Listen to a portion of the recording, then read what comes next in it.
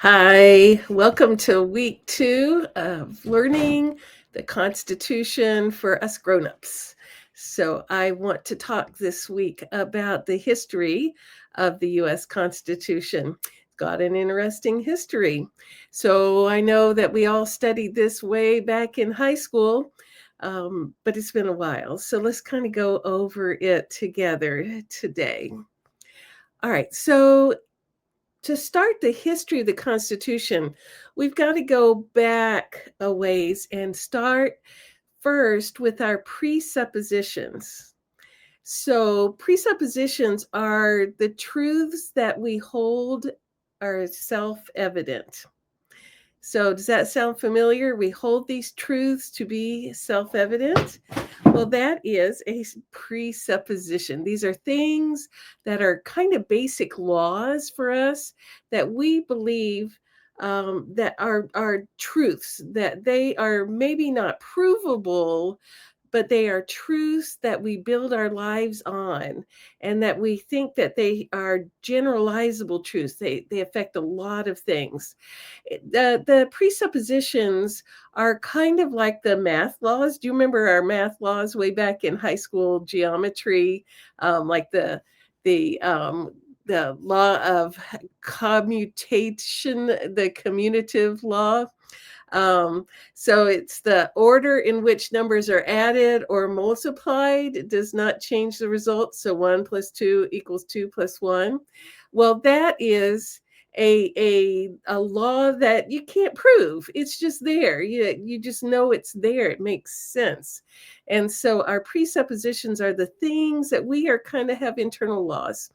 Um, and they make sense to us. So it is wise for us to know what our presuppositions, because our founding fathers had presuppositions. Okay, so before the founding fathers came along, Britain was part of the Western culture, all through Europe. In the world before the Enlightenment, people believed in the hierarchy of beings. They believed that there was a they called it the Great Chain of Being. So, in this great chain of being, starting way down at the very bottom, there were all the underground creatures and worms and all that. And down below them, there was Satan and hell. And then you go up a little higher above the worms, and there's the plants and the trees. And then a little higher is the little critters and the fish and the birds and all. Then you get the normal people, and then you get kings, and then you get angels, and then you get God. So there's this great hierarchy. It's called the Great Chain of Being. So this particular illustration was done in, let's see, 1579 by a friar named Diego Velázquez. And he wrote a book called Rhetorica Christiana. And so he showed this great chain of being. And that's just how people thought in those days. They presupposed that this is how things work. So, one of the great proponents of the great chain of being was King James the First, and he started reigning around 1603 and made it all the way to 1625. King James was so high up on the hierarchy, in his own opinion, that the other, along with the kings, the church leaders were equal on that hierarchy. But King James said, we don't need the church leaders. I'm higher than them. And so he kind of usurped that hierarchy place for himself. And, that didn't last awfully long, because pretty soon Oliver Cromwell came along, and there was the British Civil Wars. And Cromwell ended up being the Lord Protector of England for several years, and until he died and things fell apart and they brought the royalty back in. So England had had a taste of having their presuppositions about the great chain of being kind of shaken up a little bit with Cromwell's work, but they got used to it again. and kind of we're accepting that great chain of being again. So after Cromwell was gone and the British royalty was back in charge, um, in the early 1700s, Carl Linnaeus was a natural scientist. So he was part of um, the Enlightenment. So people got really interested in science, but they didn't know how to science yet because science had been done with logic and reason. You know, we think about this and we get it figured out, and that's the way things are. So the idea of research, of observation, those kind of things just weren't a thing. And so Linnaeus was a natural scientist. He's really famous, and you have probably seen him, excuse me, in your science books, because he's the one who defined the kingdoms, you know, plant kingdom and animal kingdom. And so he was a name. Well, Linnaeus, he after he had studied, you know, plants and animals and kingdom, I mean, studied in his head. He wasn't out there doing field research.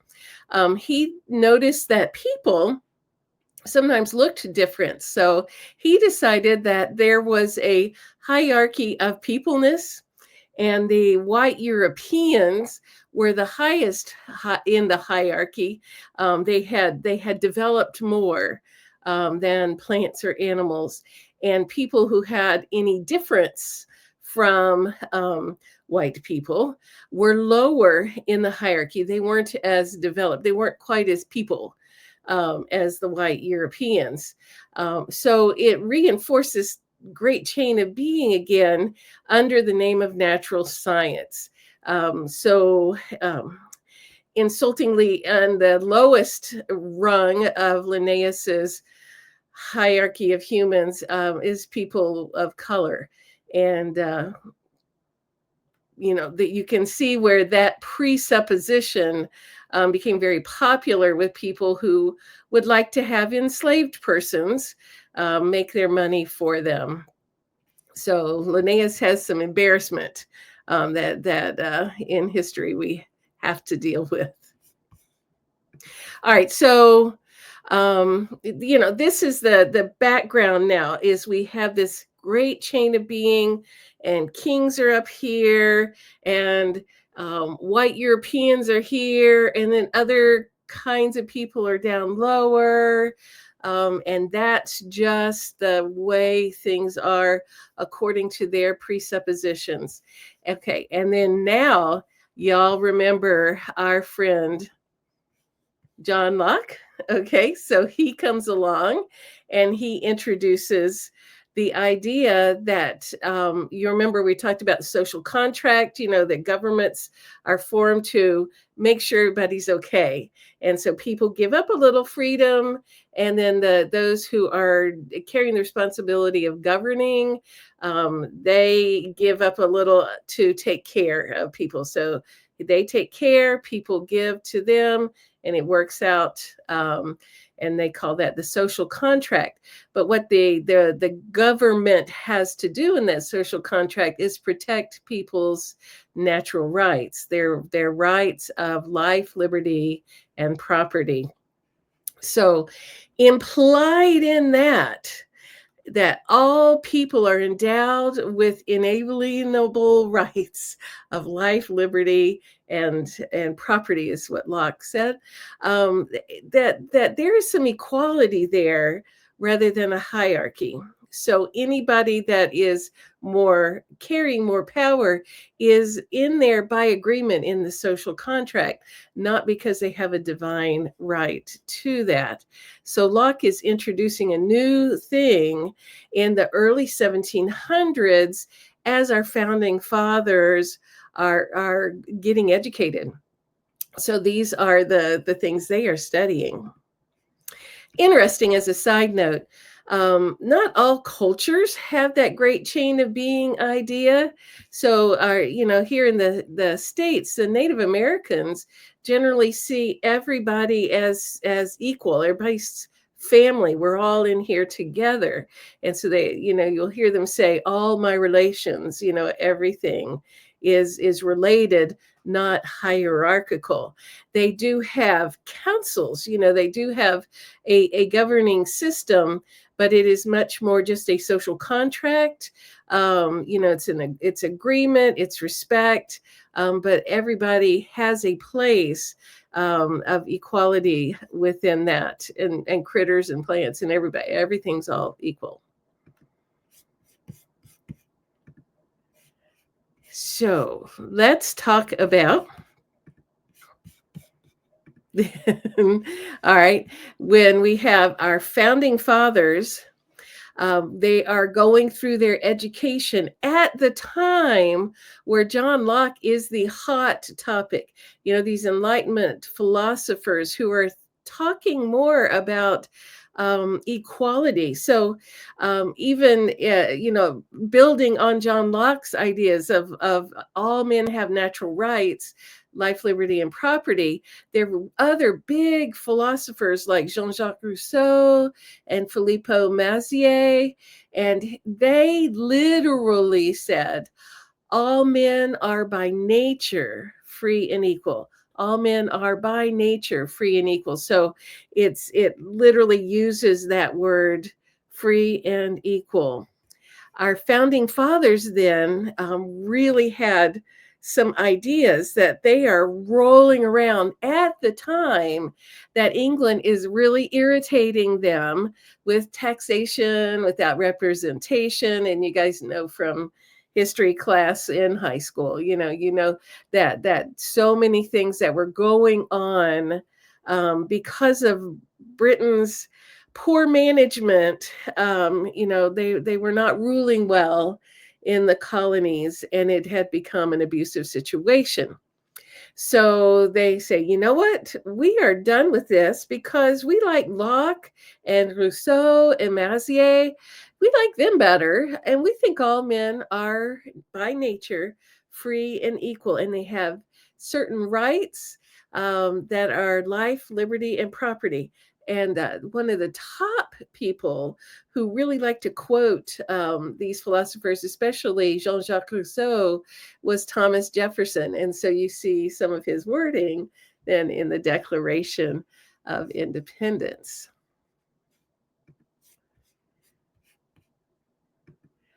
All right. If you look to the side, you can see the signing of the Declaration of Independence. So when the states had had enough, you guys know the history. They got together in Philadelphia, and Thomas Jefferson was given the task to word why the states were going to disrupt themselves, take themselves away from England. And as you know, John Locke, who they had all admired so much, had said, if kings and rulers were not protecting the people's natural rights, then the people had a duty to dissolve those bonds between the people and the state.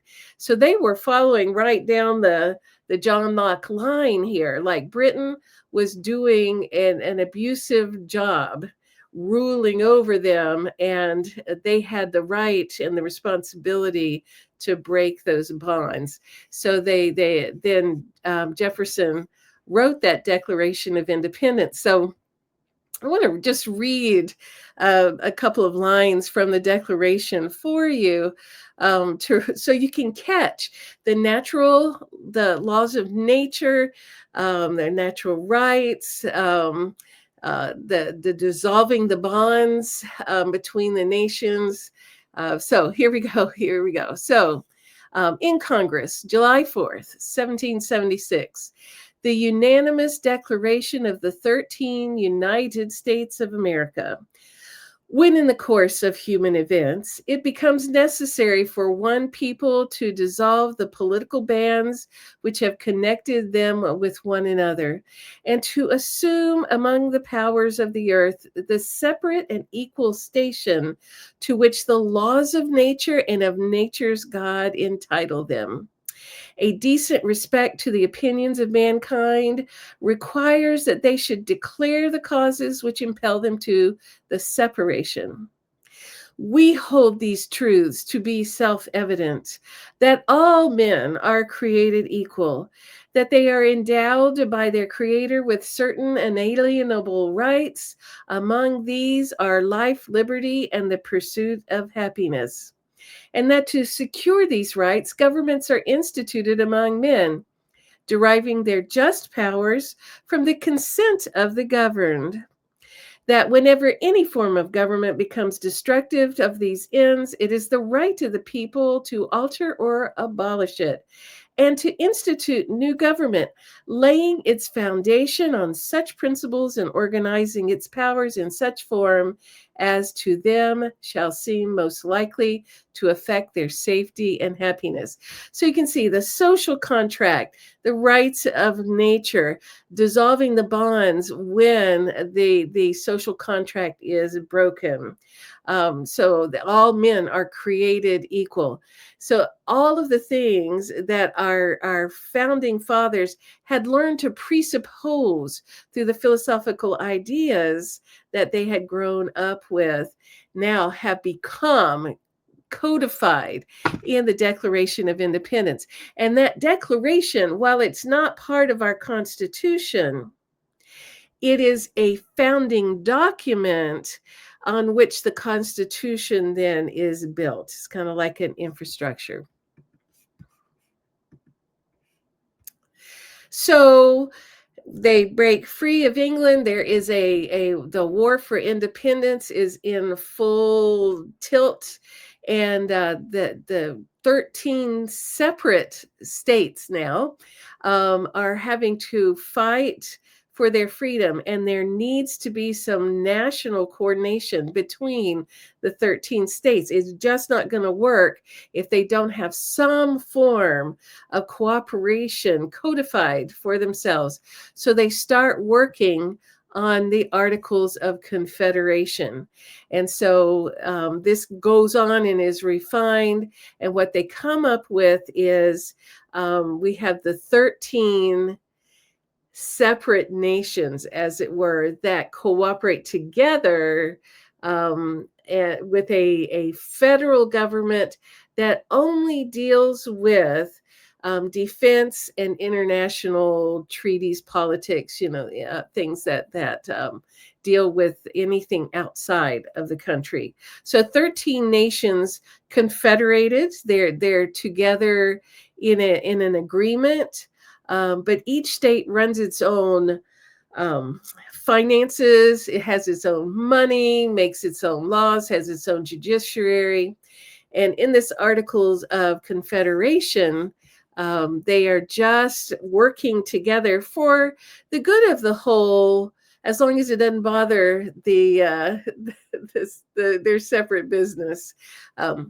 So by the time the laws, were kicked in and running, and the war is over, and the nation is trying to heal and make itself work, really, you have 13 nations. And it's kind of messy. Everybody's got their own money. Some of it's worthless. It doesn't work in one state. They compete with each other over international situations, and there's nothing can be done. And even worse, the nation falls into an economic depression. And so to help that out, several of the states started imposing taxes. And as it sometimes happens, the burden of the taxes was higher on small farmers, people who did not have privilege. And those who were wealthy had proportionately less of a tax burden. Isn't that interesting? Well, that really, really upset some farmers in Massachusetts because they just couldn't. It was a depression. Things were hard.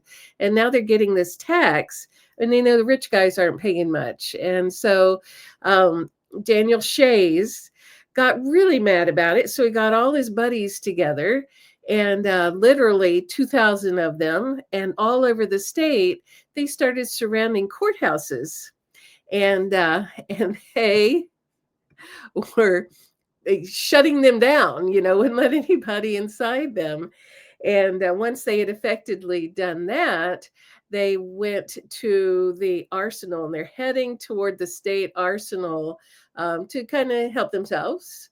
And the governor there, Governor Baudoin, he says, "You know what? I think we should stop this. So, state militia, you guys go out and stop Shays' rebellion." And the militia says, "How about no?"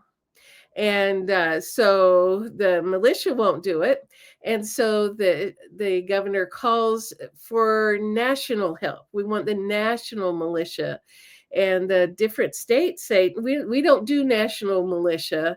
We'll do international wars or something like that, but we don't do national militia. We're not sending our soldiers for your problem over there in Massachusetts.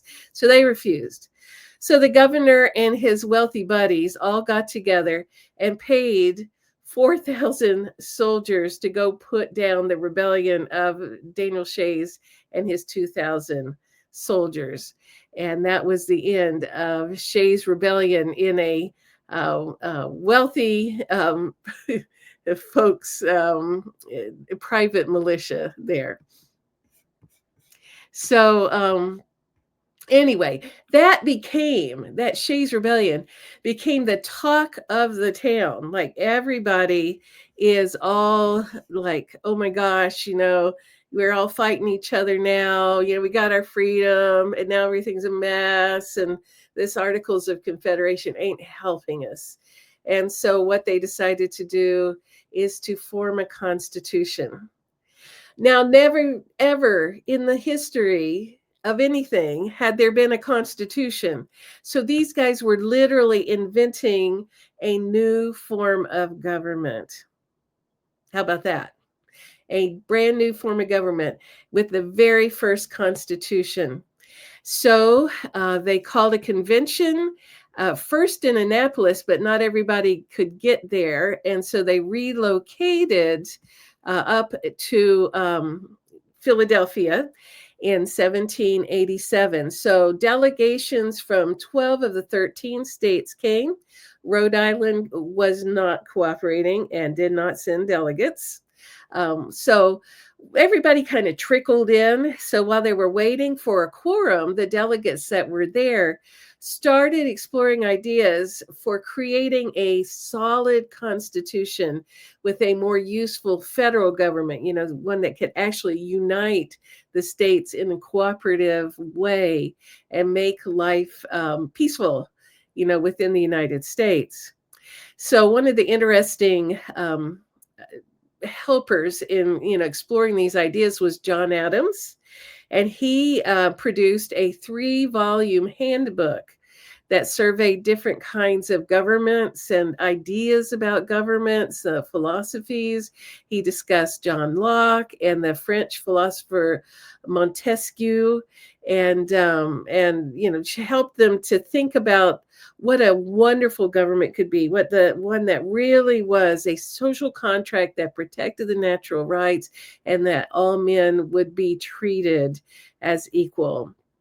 One of the forms of government that he really leaned into was the Iroquois Confederation, that it was a group of the different Indian tribes.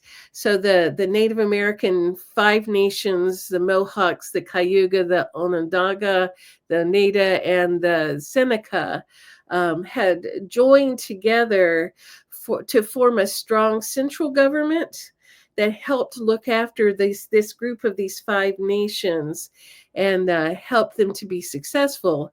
So they had a federal government, but each of the tribes individually, like states, ran the things that directly affected them on a day-to-day basis. So our form of government now is very similar, or at least inspired by the Iroquois Confederacy. All right, so they worked on this Constitution all through 1787, And there, of course, there are lots and lots and lots of stories, and we could go on for hours, and I'm not going to do that to you. But what they came up with is a constitution. It was a written set of rules, of laws, a contract with the people of the United States to say, this is how we're going to run this government. And it became our founding document, the document towards what, pointing back, everything we do is supposed to line up and come out of that Constitution. It was the first Constitution. It's been the strongest Constitution for 200 years. So anyway, here's some basic things, and we're going to go into it in detail in the weeks to come. But one of the things that was really important in order to protect equality and to keep that social contract safe was to have 3 branches of government. So a representative branch, so it was a legislative body with a House of Representatives and a Senate. And they worked on making the House of Representatives proportional to the population. So the more people you have in a state, the more representatives you had. And the Senate had only 2 representatives from each state. So that kept the smaller states in play. Otherwise they would have totally been overwhelmed by the numbers in the larger states. So they had a balance of power there. Then there's an executive branch with a president. In our case, our first president was George Washington, who was the president of the Constitutional Convention also. While he did not speak up much at that Constitutional Convention, his presence there was calming and helped keep things in order. And between his military career in the War for Independence and his leadership through the Constitutional Convention, the delegates there saw this is the kind of person who can lead our country through the beginning of a true government system. And then the third branch is the judiciary. And so there would be federal judges, not just the judges, not just the courts in the states, but the federal ones. And so there would be federal judges that were selected by the president, confirmed by the Senate, and then they hold their position for life. Everybody else is elected. Those are elected positions. The judiciary at the federal level is appointed. All right, now, these guys were just human. They were just human. So perhaps related to our old friend Carl Linnaeus, who had the all people are people, but some are more people than others, they seem to not be horrified by the idea of enslaving people as long as those people had a different color skin, because maybe they weren't as people. And that wording is not in the Constitution, but it is in their culture. And so what happened then is that the only people who could vote were the white people who also owned property. And it was the white men who also owned property. They were the ones who were equal enough to vote, which sounds silly to us now. And in those days, it was just like that was their presupposition. So not excusable, just was. In order to keep the southern states in the Union, especially Georgia, South Carolina, and North Carolina, they had to agree in writing to allow the slave trade until 1808. So it had a termination date. And after that, no more slaves would be allowed to be imported into the country. And the southern states didn't feel like they had enough people who could vote. And so they wanted more representation in the House of Representatives. And so to count how many people were there, they would get to count each enslaved person as 3/5 of a person towards, deciding how many legislative positions could be held for that state. Um, does that make sense? No, but it kept the southern states in the Union for that time period. Now, interestingly, none of the enslaved people could vote. Um, and it's just, yeah, weird. Okay, all right. So by the 1820s, the property ownership requirements were entirely dropped. But as we know, our formerly enslaved Americans and Black Americans did not vote until after the Civil War. Unfortunately, in some of America's dark stories, is the Jim Crow laws came charging in, during Reconstruction, and made it very difficult and often impossible for our Black American friends to actually vote until 1965, when the Voting Rights Act passed. So that's 100 years after the Civil War. Yeah, a long time.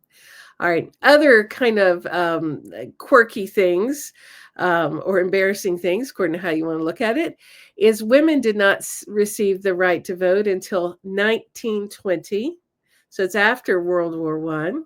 Native Americans did not get the right to vote until 1948, and it still is kind of messy, with voter suppression kind of things popping up here and there.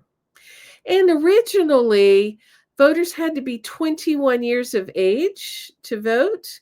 And this was lowered to 18 in 1971. And that was because during the Vietnam War, in that time, young men were being drafted to fight in the war, but they didn't have the right to vote.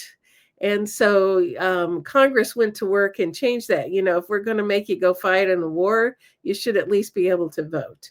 So that was 1971 when that voting requirement changed.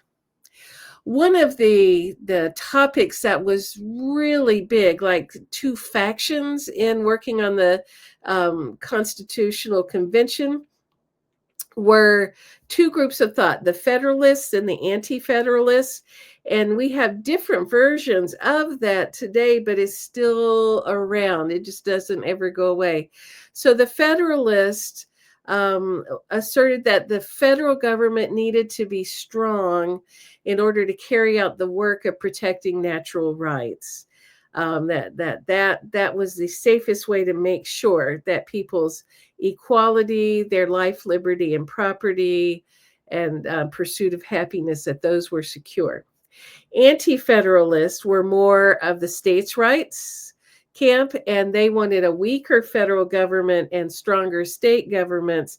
With the ideal was the Articles of Confederation were closer to what we want. So that was what they said. So if you ever get a minute, read Alexander Hamilton and the other writers of the Federalist Papers, because that's another, not an official foundational document, but it gives more of the presuppositions, behind the look at the Federalist viewpoint. Okay. All right. So the last thing that needed to happen, they finally got through the Constitutional Convention. And so it's still 1787. They got all of this done in a year.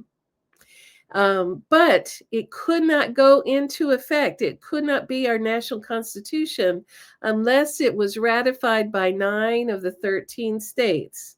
Had to be ratified. So each state had to have its own convention to decide whether or not to ratify the Constitution. So Delaware was the first state to ratify on December 7th, 1787. So, for those of us who live around the Delaware area, you see the first state bumper stickers and all. So it won that award there. The next two states were Pennsylvania and New Jersey, still in December of 1787. It took a little bit longer to get Georgia, Connecticut, Massachusetts, Maryland, South Carolina, and New Hampshire. By then, it was June 21st, 1788, when New Hampshire signed on. At that point, the Constitution became legal because that was the ninth state, New Hampshire. All right, then after 1788 came Virginia, New York, and North Carolina.